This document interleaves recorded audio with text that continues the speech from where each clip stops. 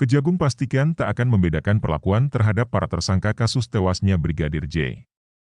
Tribunnews.com, Jakarta, Kejaksaan Agung RI menyebut lokasi persidangan perkara Ferdy Sambo CS akan tetap digelar di Pengadilan Negeri Jakarta Selatan.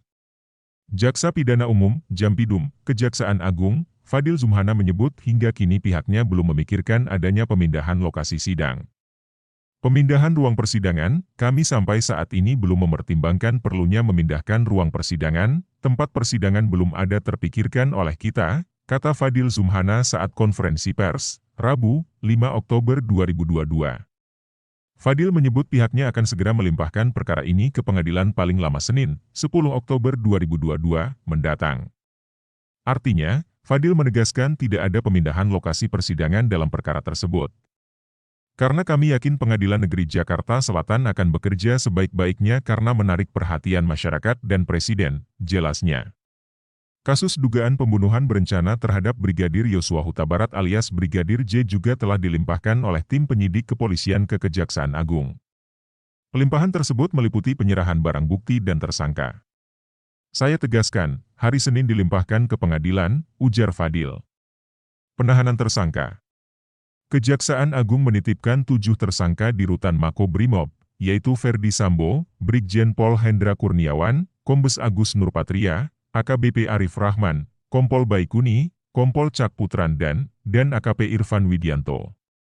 Kemudian 3 tersangka dititipkan Kejaksaan Agung di rutan Bareskrim Polri yakni Barada Richard Eliezer Pudihang Lumiu alias Barada E, Bribka Riki Rizal, dan Kuat Maruf.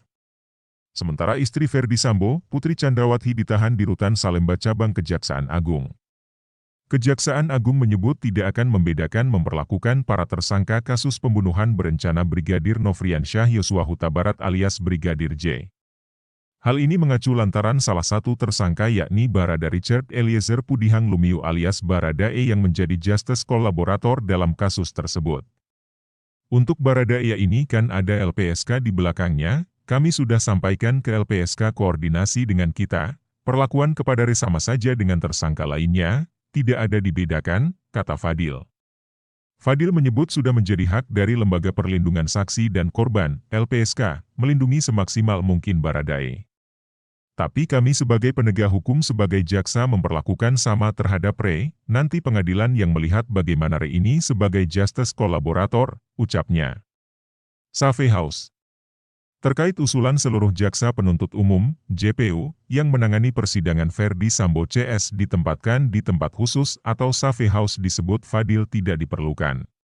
Fadil Zumhana mengatakan bahwa pihaknya yakin tidak diintervensi saat menuntut kasus di persidangan kasus Ferdy Sambo CS. Itu adalah ide baik dan kami menghargai dan tentang pengamanan jaksa supaya tidak intervensi punya sistem jaksa kami jaga integritas profesionalisme. Saya yakin intervensi tidak ada, kata Fadil. Ia menuturkan bahwa negara Indonesia merupakan negara hukum. Menurutnya, anggotanya dipastikan juga akan menjaga netralitas dalam menangani setiap perkara. Negara kami negara hukum kami pastikan Kejagung tidak bisa diintervensi. Kami jaga netralitas penanganan perkara. Seluruh warga dapat mengawasinya. Tidak ada yang bisa ditutupin di dunia digital. Akan diberikan keputusan hakim seadil-adilnya, pungkasnya. Persiapan sidang. Terpisah, Pengadilan Negeri, PN, Jakarta Selatan menyatakan siap untuk menggelar sidang kasus tewasnya Brigadir Nofriansyah Yosua Huta Barat alias Brigadir J. Pejabat Humas PN Jakarta Selatan Juyamto mengatakan, sejauh ini pihaknya memang sudah kerap menyidangkan kasus yang menjadi sorotan. PN Jaksel tentu siap, kan sudah sering juga menyidangkan perkara-perkara yang menarik perhatian publik, kata Juyamto.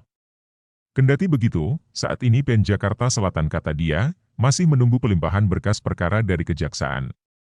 Nantinya jika memang berkas perkara sudah dilimpahkan Juyamto memastikan akan menyampaikan hal tersebut ke khalayak.